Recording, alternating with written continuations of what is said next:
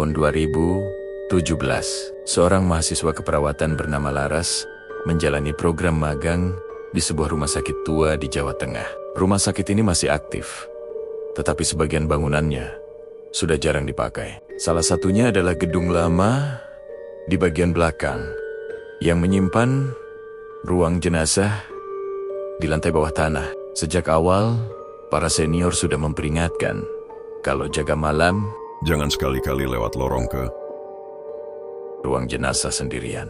Kalau ada suara aneh, abaikan saja. Laras mendengarnya sambil tersenyum kecut. Ia tipe orang yang rasional, lebih percaya pada medis daripada cerita gaib. Suatu malam, giliran Laras mendapat jadwal piket malam bersama dua perawat senior. Saat itu rumah sakit relatif sepi.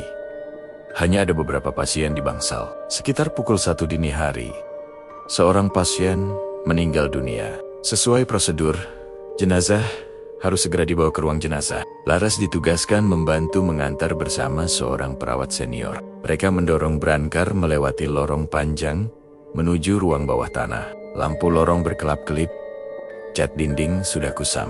Semakin ke dalam, udara semakin dingin dan lembab. Sesampainya di ruang jenazah, Laras merasakan hawa aneh.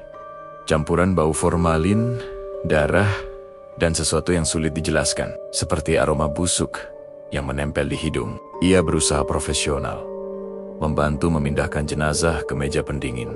Ketika perawat senior pergi sebentar untuk mengurus administrasi, Laras tinggal sendirian di ruangan itu. Ia menata alat medis sambil bersenandung pelan. Tapi tiba-tiba, ia mendengar suara ketuk dari salah satu laci pendingin jenazah. Laras menoleh cepat. Semua laci tertutup rapat. Ia mencoba menenangkan diri, berpikir mungkin hanya suara pipa pendingin. Namun, suara ketukan itu terdengar lagi. Kali ini lebih keras. Jantungnya berdegup kencang. Dengan tangan gemetar, ia mendekati laci yang paling bawah. Saat hendak memegang gagangnya, laci itu bergetar sendiri. Seolah ada sesuatu di dalam yang ingin keluar. Laras terperanjat mundur.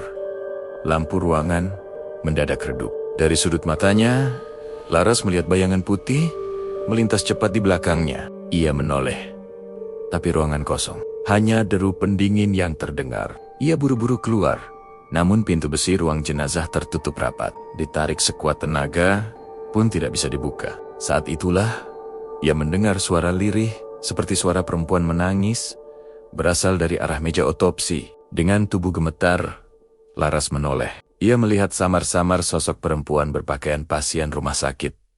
Duduk di meja otopsi, menunduk sambil menangis. Rambutnya panjang, menutupi wajah.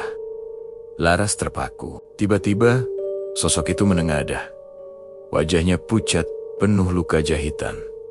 Mata hitam pekat, tanpa bola mata. Suara tangis berubah menjadi jeritan melengking yang memecah telinga. Laras berlari ke pintu, menendang-nendang dengan panik. Akhirnya, pintu terbuka sendiri, membuatnya hampir terjatuh keluar.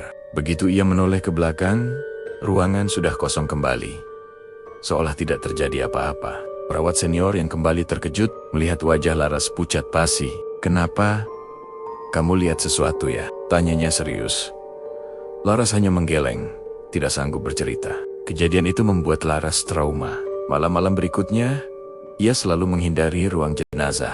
Namun ia baru tahu belakangan dari cerita perawat lain bahwa bertahun-tahun lalu ada seorang pasien wanita yang bunuh diri di kamar rawat dan jasadnya dibawa ke ruang jenazah lama. Sejak itu, sering terdengar ketukan dari laci, tangisan perempuan, bahkan sosok bergaun pasien yang menampakkan diri. Hingga kini, ruang jenazah di gedung lama itu masih ada, meski jarang digunakan. Banyak petugas rumah sakit mengaku lebih memilih memindahkan jenazah ke gedung baru, meski lebih jauh daripada harus berurusan dengan tempat itu. Dan bagi Laras, pengalaman malam itu menjadi satu pelajaran. Tidak semua yang ada di rumah sakit bisa dijelaskan dengan ilmu medis. Ada kalanya yang mati masih ingin bercerita. Dari balik laci pendingin,